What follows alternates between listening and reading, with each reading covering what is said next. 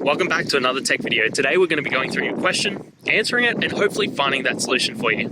Guys, remember to stay a little bit crazy like me and find that resolution. Now, let's continue on.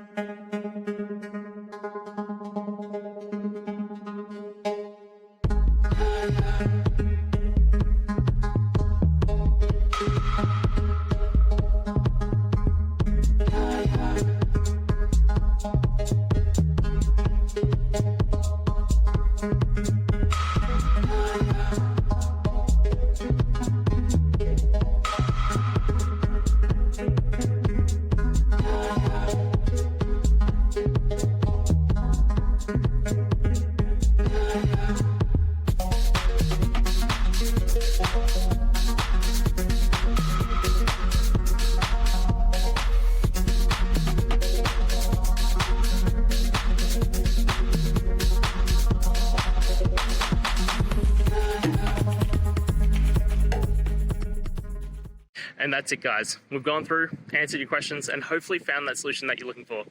If we did, please hit subscribe. I'd really appreciate it. And until the next time you need technical help, I hope you have a good one.